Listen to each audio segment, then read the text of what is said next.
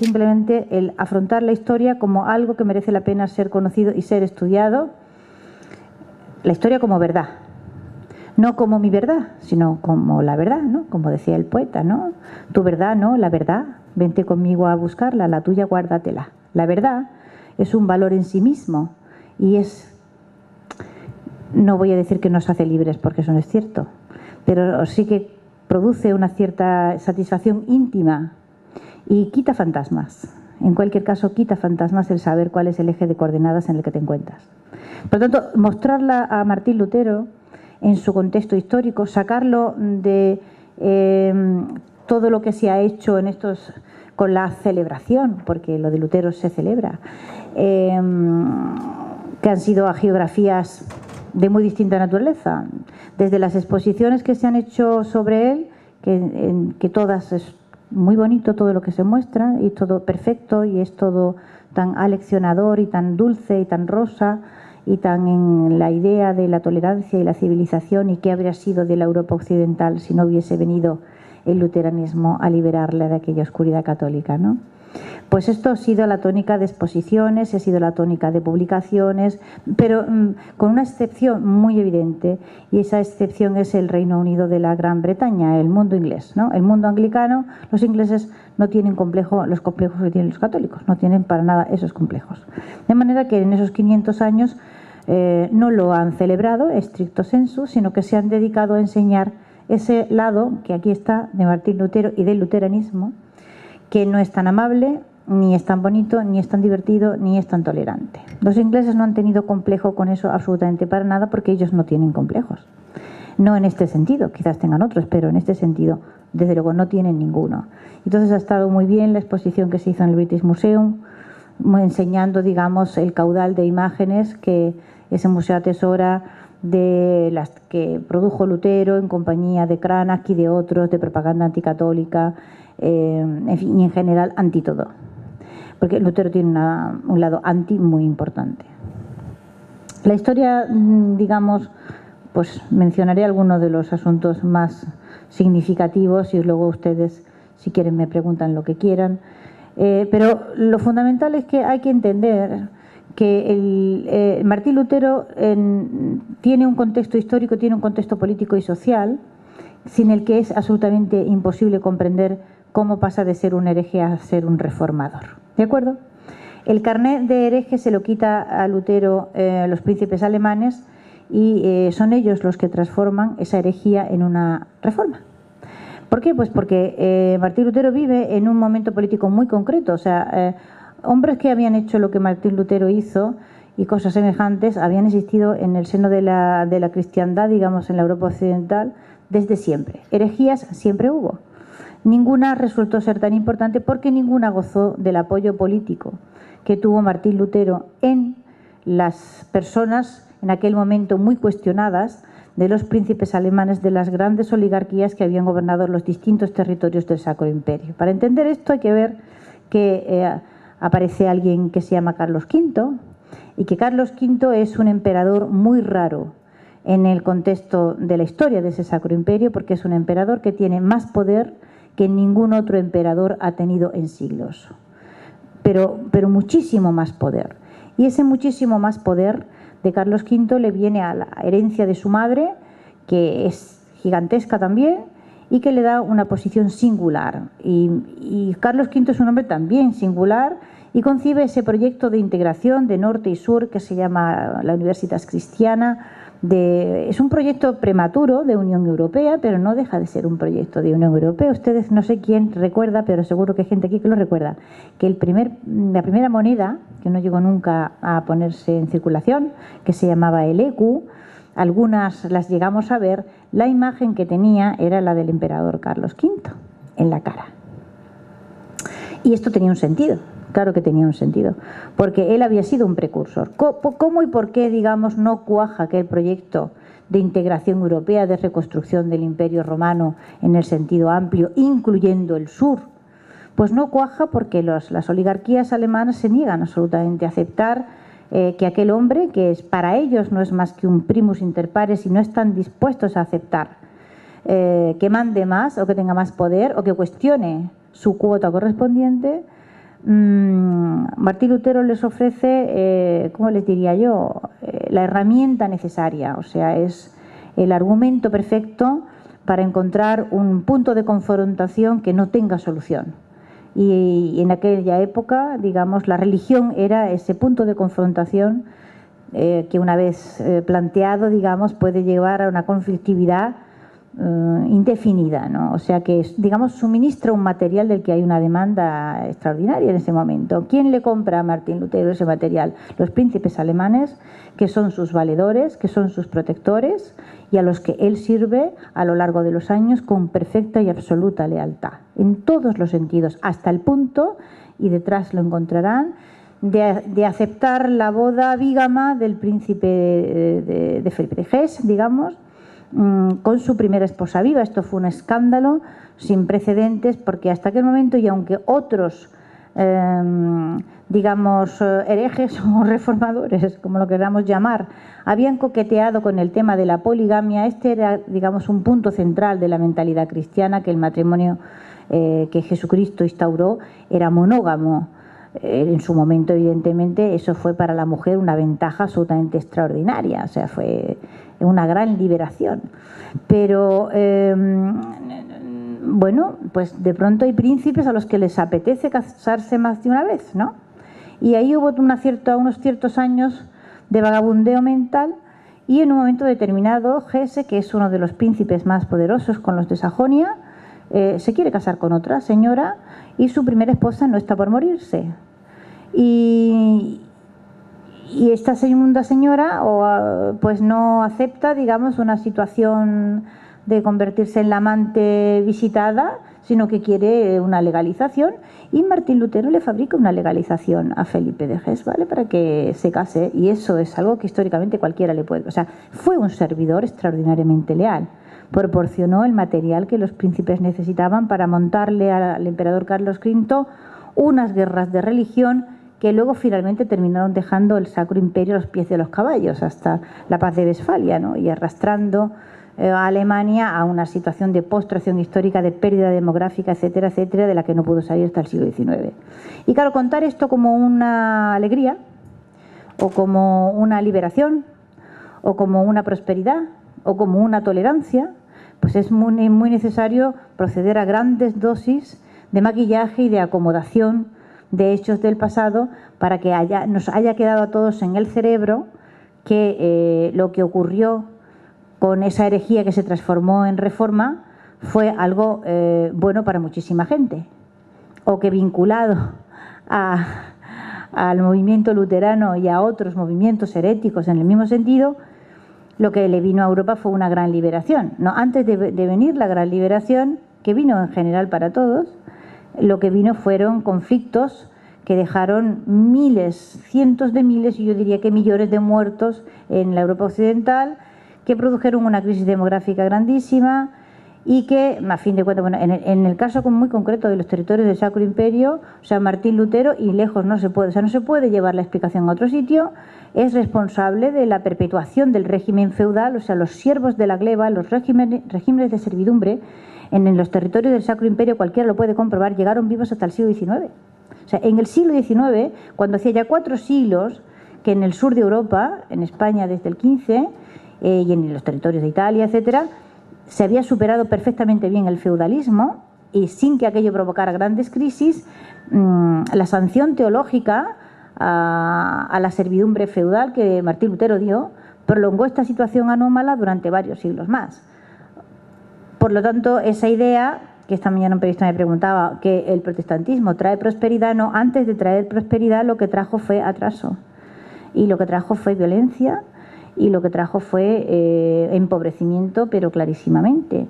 Luego, ese vínculo que lo tenemos todos en la cabeza, y ya desde la publicación del texto de Max Weber ya nadie más se lo ha vuelto a cuestionar, ¿no?, que el protestantismo es la causa de la prosperidad económica, mientras que el catolicismo es la causa del empobrecimiento, implica un ir reacomodando épocas y tiempos, causas y efectos, para producir una relación que es completamente desquiciada desde sus orígenes, en el sentido de que, bueno, si el catolicismo es causa de empobrecimiento, no tiene sentido que en el 1500 los territorios del sur todos debían ser igualmente ricos, ¿no?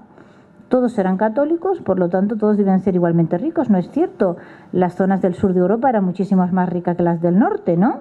¿Y cuál era la causa? El catolicismo. Quiero decir,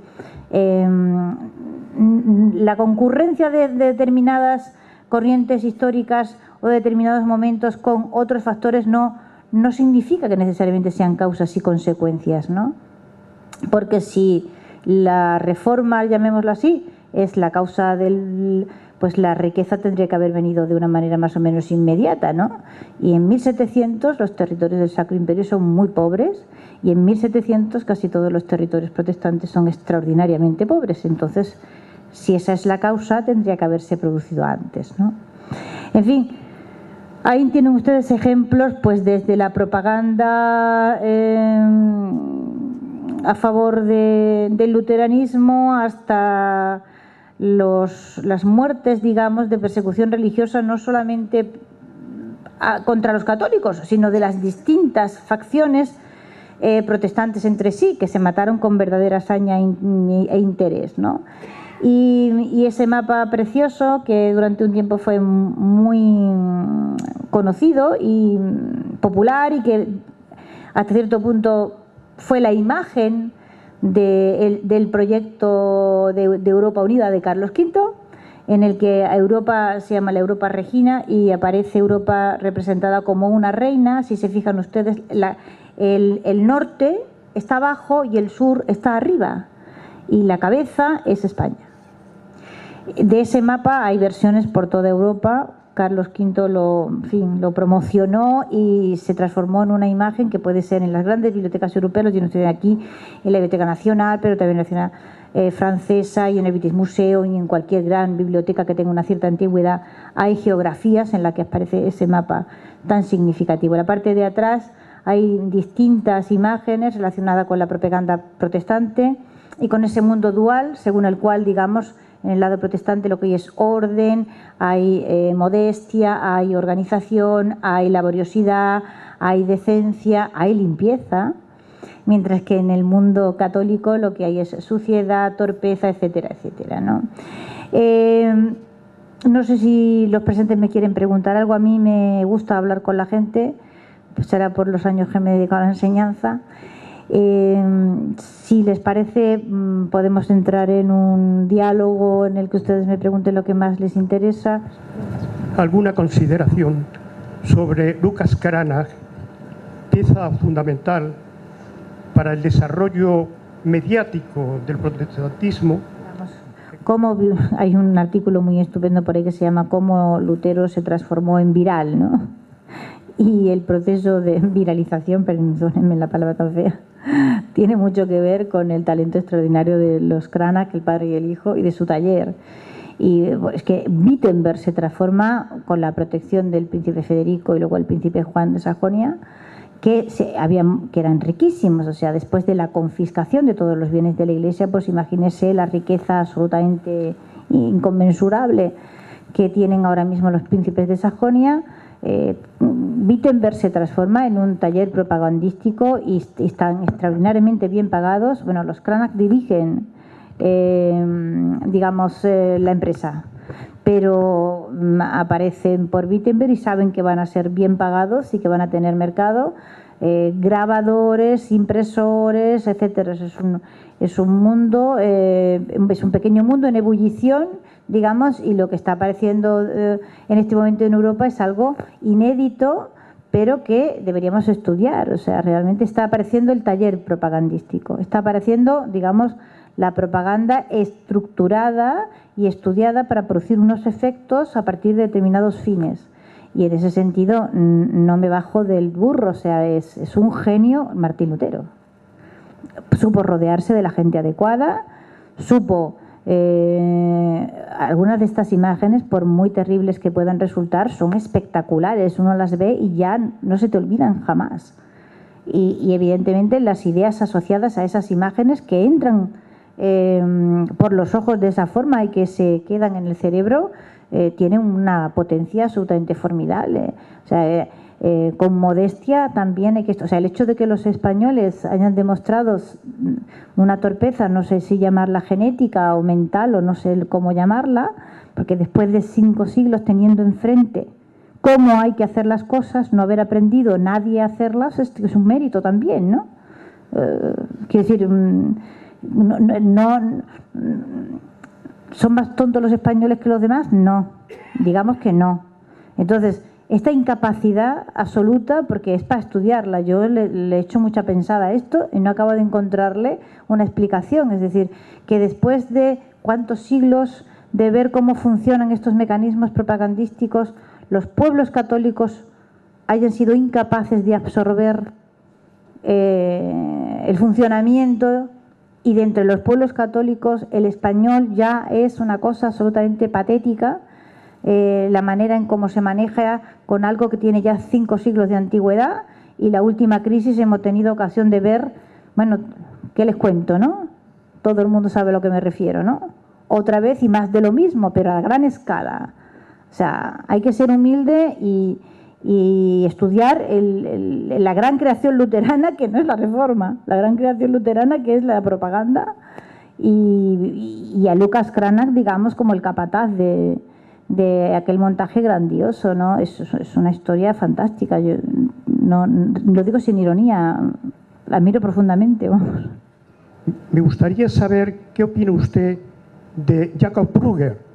En este mundo confuso, político y religioso, el dinero juega un papel importantísimo, hasta el punto de que el propio Lutero escribe un escrito sobre la importancia del cristianismo de la nobleza alemana, y le pone realmente en malas condiciones a Brugger por su participación y por su forma de concebir la economía. Que los bandazos ideológicos no, que si las ideas que encuentra uno defendidas en un año, 6 años después o 7 años después, o sea, encontramos, pues los sacerdotes deben llevar ropas talares, pues no deben llevarlas, o hay que ser célibes y pues después no hay que ser célibes, y nos salvamos por la fe y después no nos salvamos por la fe y después otra vez nos salvamos por la fe. Y, o sea, en función del conflicto que usted necesite, pues vamos fabricando causas para el conflicto. Es decir, el problema de esto está en haber confundido, lo he dicho muchas veces, los pretextos con las causas. Si usted quiere encontrar conflicto, lo termina encontrando, ¿no? Yo no creo que Martín Lutero tuviera una idea muy clara sobre la economía, ni creo que Martín Lutero fuese más allá, digamos, de continuar al servicio de sus príncipes y en función de las necesidades de esto.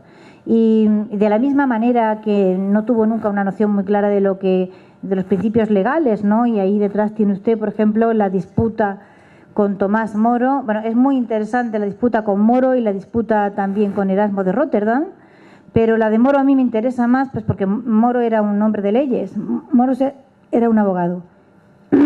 Y entonces realmente se siente muy preocupado de que Lutero defienda cosas como que no hacen falta las leyes civiles. O sea que, digamos, los jueces y los gobernantes inspirados por Dios pues van a actuar todo, lo van a hacer estupendamente bien. Claro, a Tomás Moro se le abren las carnes, ¿no? O sea, pero ¿cómo vamos a dejar a la inspiración divina? La ley es lo que hace a la civilización y el hombre. O sea, desde los tiempos de los romanos venimos aprendiendo cómo funcionan las leyes para que haya una cierta garantía. En la vida civil no estamos hablando de teología, además Moro lo dice, yo no voy a entrar en teología, yo voy a entrar en lo que entiendo, yo soy un hombre de leyes, soy un abogado.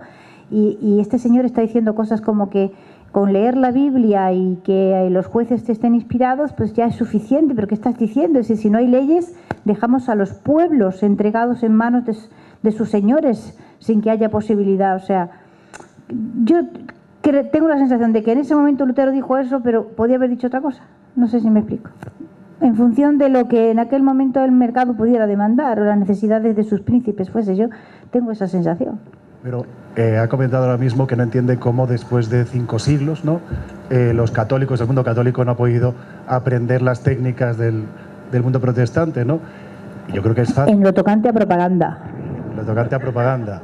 Bueno, es que el escándalo siempre es muy fácil y las armas de la destrucción son mucho más fáciles que las armas de la construcción, ¿no?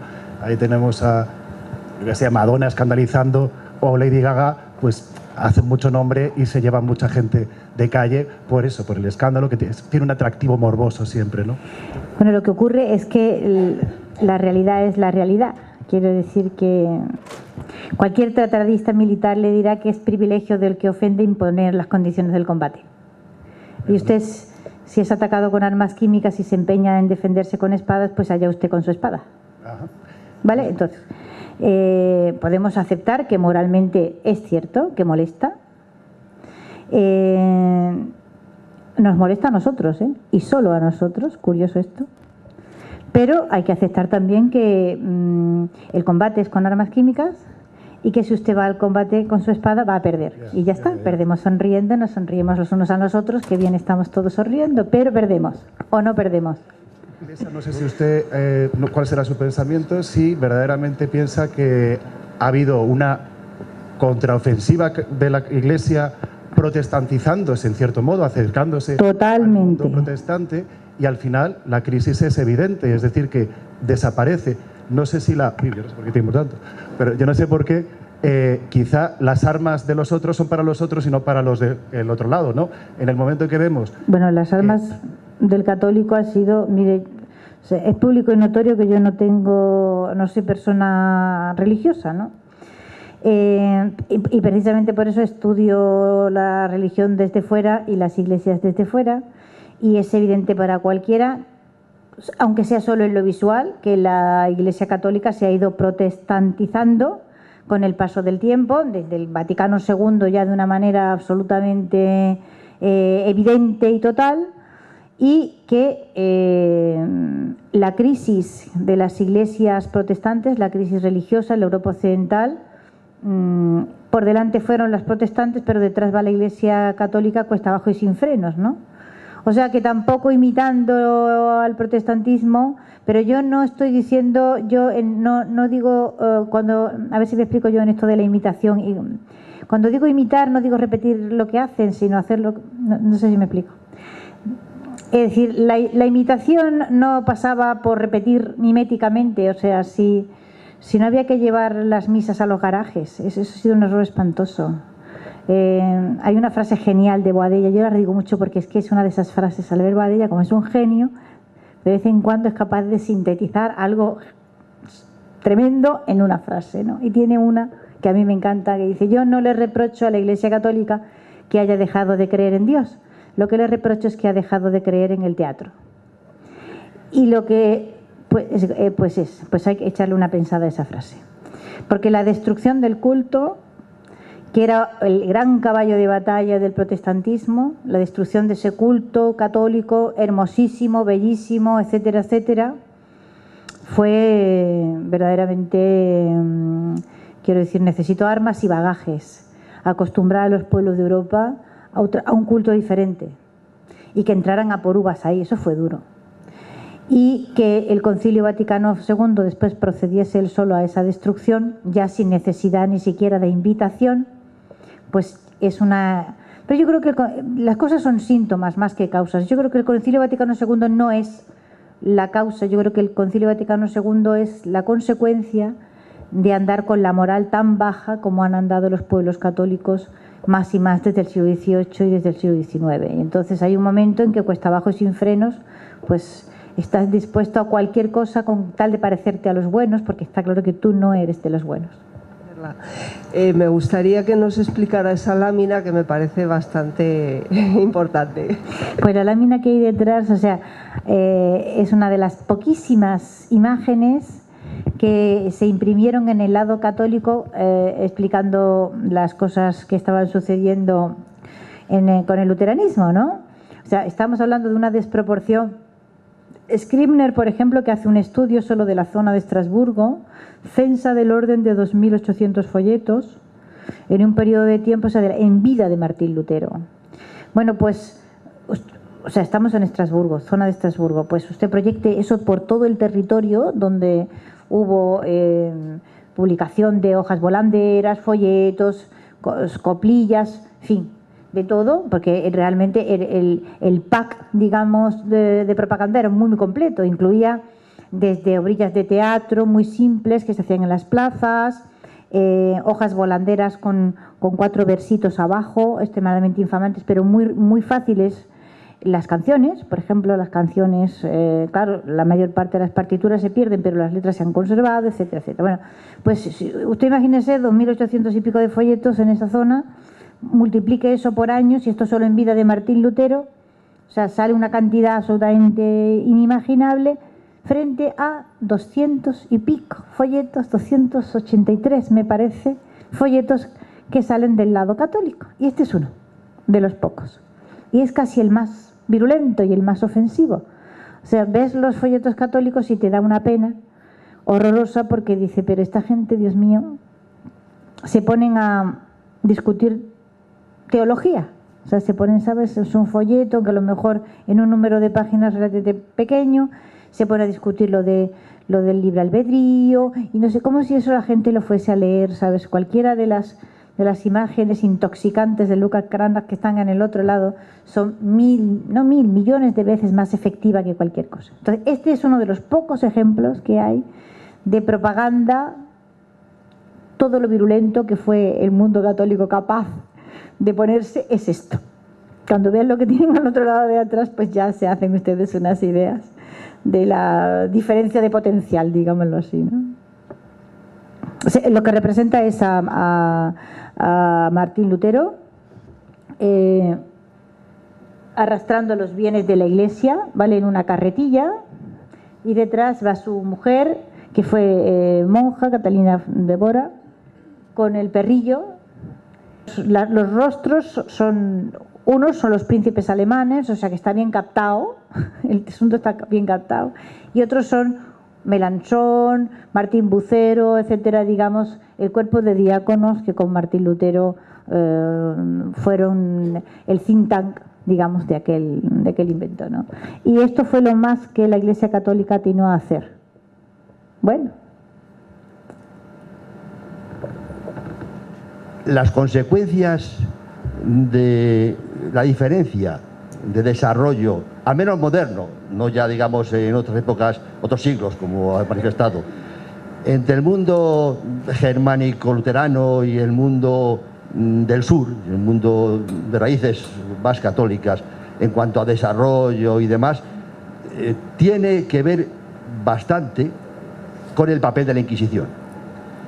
De hecho, parece como que, insisto, o sea, soy aficionado simplemente, pero me da la sensación como que en la época de la Ilustración española y por aquellas, digamos, lo moderno no en el sentido de moda, sino en el sentido profundo, de alguna forma achacaba a la Inquisición, y en este caso daría de cierto modo razón a Lutero, de los males de la falta de desarrollo, al menos intelectual, y de progreso científico de esta zona de Europa.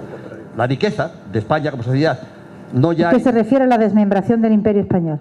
Pero no territorial, que evidentemente eso tenía que ser así porque sí. No, me refiero en cuanto a riqueza económica, riqueza de ese sentido.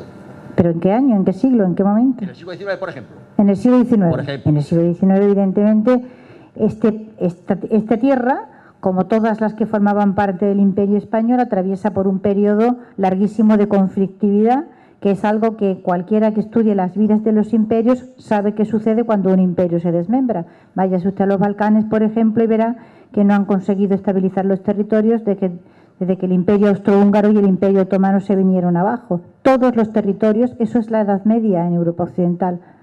La fragmentación del Imperio Romano sigue un periodo extraordinario de feudalización, es decir, de creación de poderes vinculados a las relaciones personales y no a la ley. Eso es el mundo feudal, por el que, bueno, ¿cuánto tiempo tarda Europa en volver, digamos, a constituir la ley como fundamento de relación entre las gentes que viven en una determinada zona a volver a concentrar el poder, a constituir de nuevo tribunales y no privilegium, leyes privadas, ¿de acuerdo? Y eso no tiene nada que ver con la Inquisición en absoluto. Es decir, la Inquisición es un fenómeno, si yo tuviera que definirlo de alguna manera, es la domesticación de la intolerancia religiosa. En el territorio protestante no la domestica nadie, va por libre y provoca muertos en miles sin que haya juicios. Yo no sé estas cosas cómo es que no las hemos visto nunca, ¿no? Pero nuestros muertos son todos conocidos, mientras que los del otro lado no tienen derecho ni a un nombre. Y en cuanto a tolerancia, pues ¿qué quiere que le diga? En Suecia, hasta los años 70, los católicos no podían ser funcionarios. Si en los años 70 un protestante no hubiera podido ser funcionario en España, nos da un ataque con convulsiones. ¿Qué quiere que le diga? Es que hay cosas que son leyes y han estado ahí vigentes, las puede ver cualquiera. Google no deja mentir hoy a nadie y se pueden comprobar. Entonces es que nos hemos tragado ruedas de molino, simplemente, ¿no?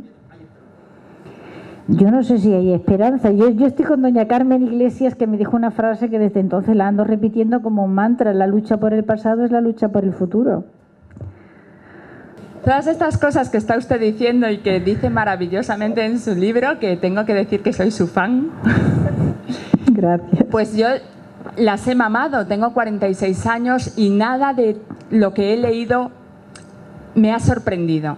Es decir, son cosas que yo sabía y que cuando yo tenía 14 años, a ver, no sabía todo, evidentemente, no digo que tenga una cultura tan amplia, pero cuando yo tenía 14 años ya lo sabía.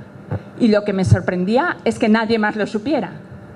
Yo soy profesora de matemáticas, soy física y matemática y soy profesora de instituto, como usted, y no tengo ningún pudor en decirlo en mis clases y todo el mundo sabe cómo soy. Y cuando yo llego a una clase y en la pizarra está escrito el nombre del emperador, yo pinto corazones a su lado.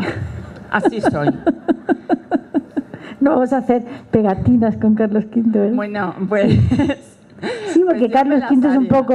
Carlos V realmente representa muy mucho lo que la mentalidad de los españoles era en aquel momento. Es decir, muy abierta, extraordinariamente tolerante. No es español, se hace español y viene con un canciller que es un italiano, que había sido canciller de los Habsburgo y es realmente el que reforma el Consejo de Indias y el Consejo de Estado y lo transforma en una herramienta capaz de ser, digamos, de gobernar un imperio. Es un tío que se llama Gatinara, lo ha olvidado el mundo entero. Es decir, Carlos V es un señor que es un cosmopolita, es un políglota y es un hombre que va de una punta a la otra de Europa sin arrugarse y come de todo. Y en ese sentido, pues los españoles fueron los únicos que fueron capaces de entender a aquel señor. Y entonces, que un español del siglo XVI, que es probablemente el hombre con la cabeza más despejada, abierta, tolerante, que te podías encontrar en aquel tiempo, haya pasado a ser como una especie de mala bestia oscurantista, pues es una cosa verdaderamente... o sea, la literatura del siglo de oro español no es por casualidad, ¿no? O sea que me alegro que le pongas corazones a Carlos V. Yo. Cuando esta chica que tiene 37 años, que no es que sea una niña, pero tampoco, en fin, y le oyes decir cosas como que si no fuera por Lutero, a una persona que lo que ha estudiado 5 años en la universidad es historia, y si no fuera por Lutero, y menos mal que le dio por traducir la Biblia, porque si no todos seríamos analfabetos a día de hoy, que dices, bueno, vamos a ver, ¿de qué estamos hablando? Esto, una licenciada en Historia. Y luego cuando ves en la televisión cosas como el Ministerio del Tiempo o La Peste o El Punto sobre la Historia, donde todo es lo mala que era la malvadísima Inquisición, pero ¿dónde está la esperanza? Yo no la encuentro. Dos cosas tengo que comentar en lo que ha dicho. Lo de Martín Lutero traduciendo. Bueno, ahí detrás tienen ustedes, es uno de los grandes iconos luteranos, ¿no? Esa traducción democrática de la Biblia y traducciones había porrillo en todas partes y hay varias. Al español había sido traducida, bueno, de hecho, la gran traducción de la Alfonsí, la de 1280, a partir de 1280, ¿no? La que se incorpora a la General Historia, que da lugar a unos manuscritos bellísimos. y se conservan, pero parcialmente, traducciones previas al rey Alfonso X el Sabio, y luego está la gran traducción de la Casa de Alba, ¿no?, que la hacen dos rabinos con los canónigos de la Catedral de Toledo. O sea, que al español un montón, pero es que al alemán también. Está la Biblia de Wenceslao, por ejemplo, una Biblia también hermosísima, es una traducción al alto alemán.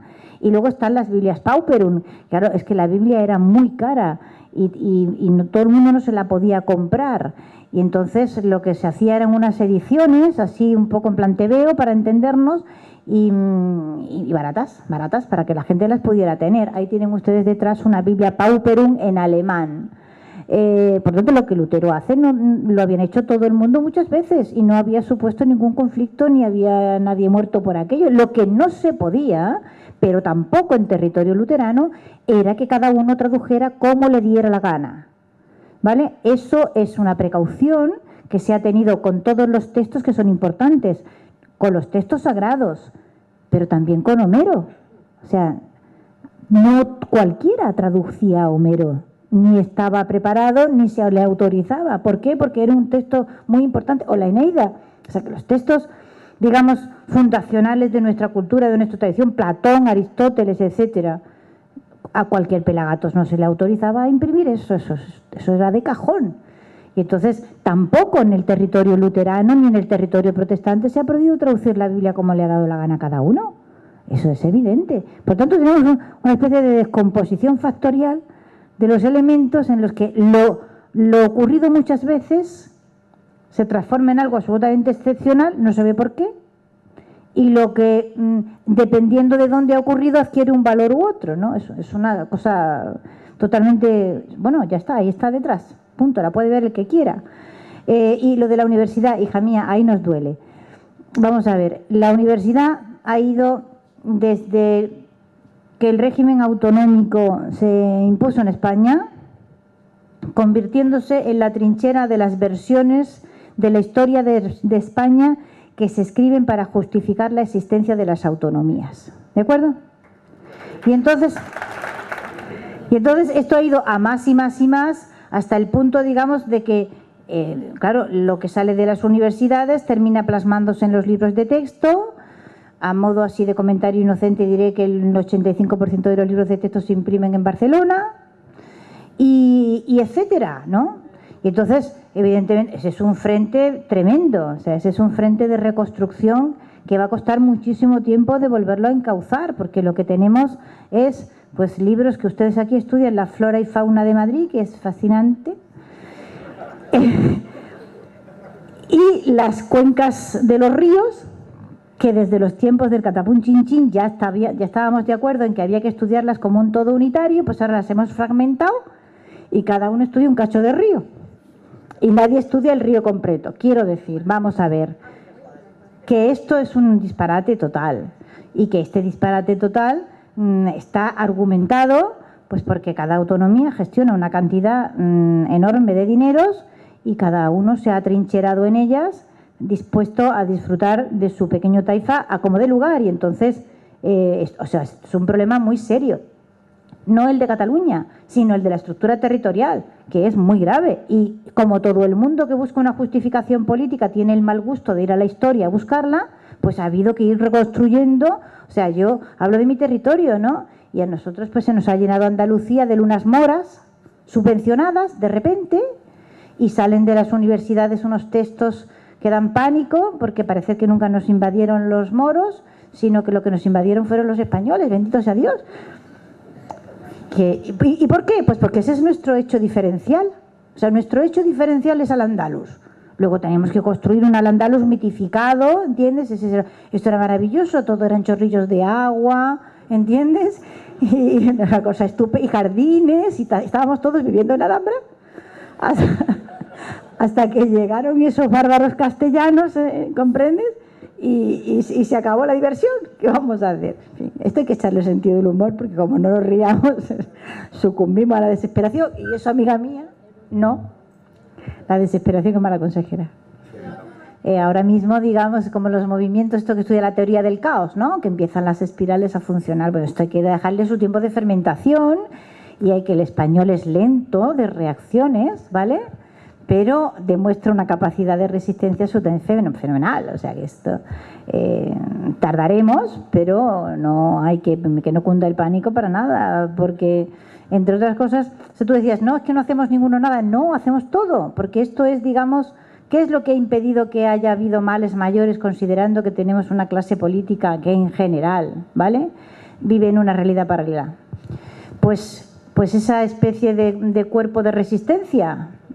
O sea, en Cataluña no ha pasado nada más serio, precisamente a base de esa gente a la que no se ve y que no hace más que el Facebook y el WhatsApp y no sé qué. Bueno, pero ahí están ahí. Intenta atravesarlos y te das cuenta de que no son tan fáciles de atravesar, a pesar de que parecen invisibles. Es un arte eso, ¿eh? No lo tienen los luteranos.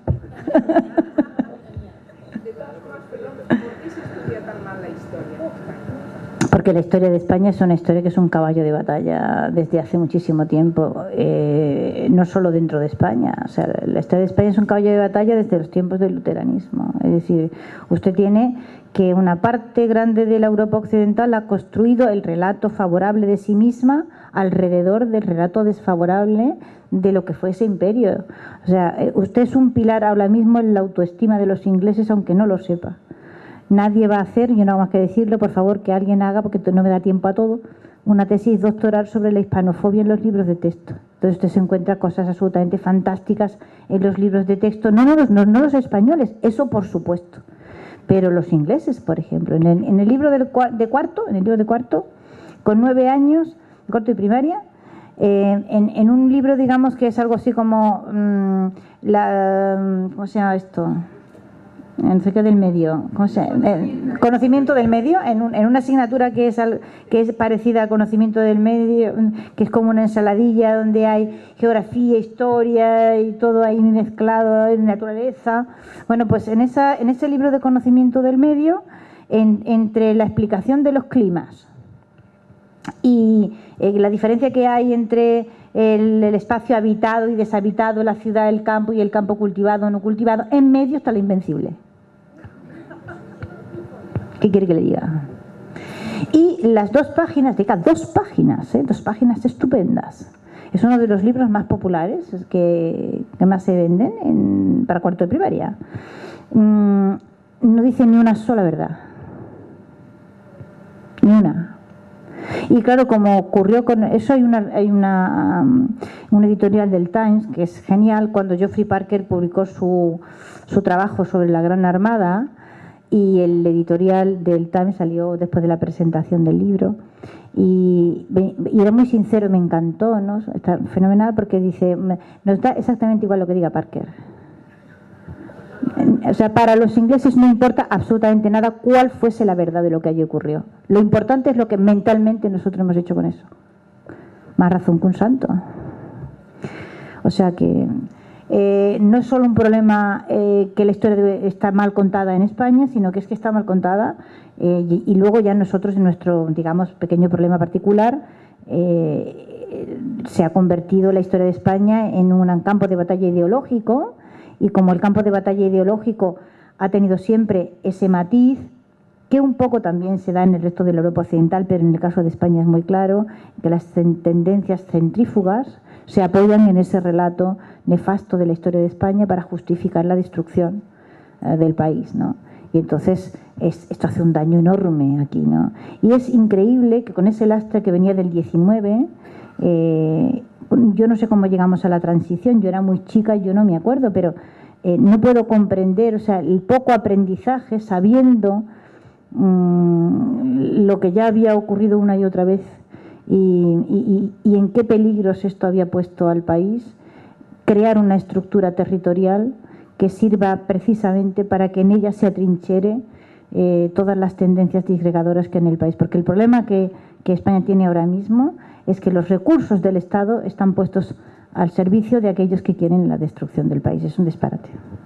Quería preguntarle qué le parece la acogida que da Escotado al relato protestante. En cierto modo, un poco escéptico, pero sí lo acoge cuando habla del pobrismo.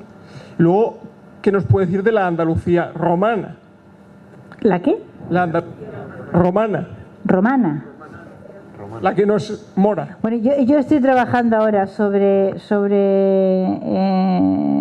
Max Weber y los enemigos del comercio, ¿no? Porque me interesa mucho esa construcción ideológica que a partir de la publicación del libro de Weber es que ya no hay quien discuta que existe un vínculo por la base, un vínculo moral y un vínculo casi telúrico entre el desarrollo del capitalismo en su versión más próspera y el protestantismo. Y Escotado eso no lo cuestiona. Y pienso que es algo muy cuestionable. O sea, sí, creo está que el libro de Novak y el de Fanfani. ¿Perdón? Está el libro de Michael Novak que se llama como el de Weber, pero la ética católica.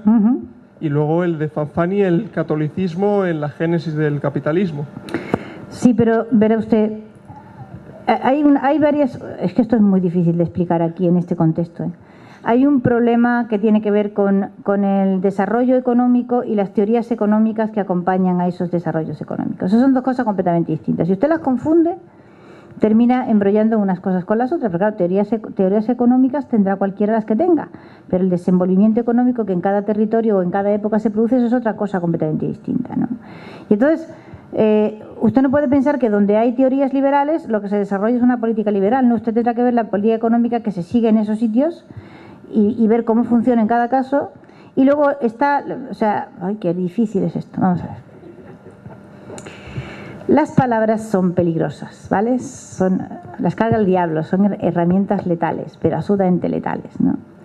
Y el liberalismo ha sido una de esas herramientas letales. O sea, creyéndose el credo liberal, los países católicos en el siglo XIX y el mundo en general aplicó políticas económicas determinadas que los, por ejemplo, creadores del liberalismo no aplicaron jamás. ¿De acuerdo? O sea, te estoy vendiendo la mercancía para decirte qué es lo bueno, pero haz lo tuyo, no. Y así, por ejemplo, pues en el siglo XIX no hay política menos liberal que la política económica de los gobiernos de su graciosa majestad británica, que fueron imponiendo a golpe de monopolio comercios en cualquier sitio en donde tuvieron poder. O sea, el gran auge de la textil inglesa en el siglo XIX se debe fundamentalmente a que destruyeron por completo todas las industrias textiles donde hubo, o sea, para que las fábricas inglesas tuvieran mercado en la India, el Golfo de Bengala, donde había un comercio verdaderamente espectacular y unas fábricas, o sea, todo el cachemir, por ejemplo, se producía ahí, fueron destruidas. O sea, si ustedes recuerdan la película de Gandhi, uno de los caballos de batalla de Gandhi es la fabricación de la tela para no comprar paño inglés. Y esto no es por casualidad, esto es porque toda la industria de la India ha sido destruida por los liberales ingleses para que sus fábricas tengan mercado. Y entonces aquí tenemos una serie de malos entendidos absolutamente colosales, que es que cuando uno llega predicando paz y amor, es paz y amor lo que está predicando y haciendo. No, cuando uno predica paz y amor, predica paz y amor. Y solo predica. Lo que está haciendo es otra cosa. Ese mundo a dos niveles, pues los católicos, mi amigo dirá que no, pero no lo entendemos. Nosotros tenemos la cabeza aristotélica y los protestantes no. Y esa disyunción entre res y verba, los filósofos que aquí me escuchan me entienden bien, entre las cosas y las palabras, es algo que a los católicos los ha desorientado de una manera extraordinaria a lo largo de... Yo creo que es una de las razones profundas por las cuales realmente las culturas católicas se han defendido muy, muy mal en este contexto, ¿no? Eso es un problema, realmente hacen falta 300 páginas para explicar esto, es muy difícil hacerlo así, ¿no? Bueno, pues quiero yo terminar agradeciéndole al alcalde de Alcobendas que haya venido. Creo que antes no me escuchó y bueno, no quería dejar de pasar la ocasión para decirle que verdaderamente es muy valiente que se haya atrevido a colgar estas imágenes aquí, su ayuntamiento, y le estoy muy agradecida, ¿verdad? Sí, pero de los de verdad, no los de boquilla. Muy bien, muchísimas gracias a todos por su asistencia. Me tienes que...